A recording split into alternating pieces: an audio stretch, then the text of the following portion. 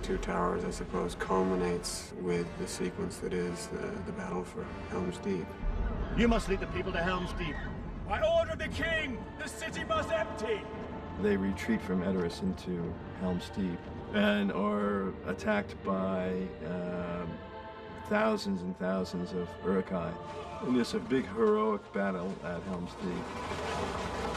It was quite a cold and unforgiving location, quite horrible to be in when it's raining, and really you can sort of see why the Rohan chose Helm's Deep as the last stand, because, you know, it's easy to defend. There's only one way the enemy can come at you, and you're backed in against the mountain, and consequently that's the great stage for a very fierce, prolonged battle. This place was built for this purpose. This is where we've always gone, and we've always beaten our enemies because we've worn them down. No one's ever breached the Deeping Wall. No one's ever come through the Holmberg. Praise the game!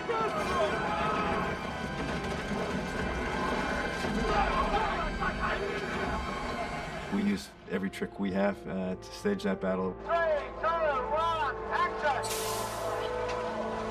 In the process of Helm's Deep itself, shooting that for months, night shoots, just constant hardship. The stunt guys gave everything. It was the most amazing experience I've ever had as far as working with a team. Helm's Deep, which is 3.5 months night shoots, was the maker and breaker of certain people. I actually remember this one great moment where we were shooting. It was like 2 in the morning, and the Uruk-hai extras were standing out in the cold. And you know, here we'd been shooting for weeks and weeks and weeks, and to get through the night, while they were waiting for the cameras to roll, they just started singing songs.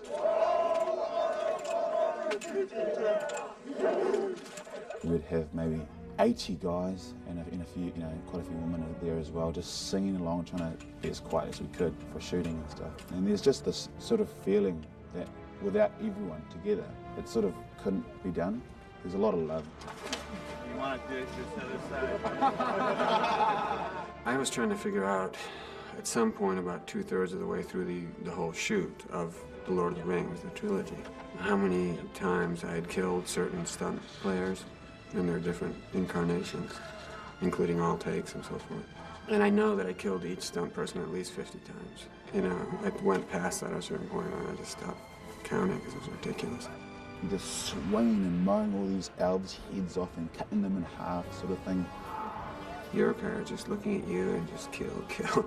I mean, they only know one thing, and that's hatred. A hatred so pure that it relieves them of any other considerations. They're slaves to Sauron's will in that sense. They're perfect. They're perfect fighters. It's a climactic moment, you know, for the Fellowship and for Middle-earth, but what is really telling is how it is fought, how people pull together against really overwhelming odds. And, you know, that makes for exciting storytelling.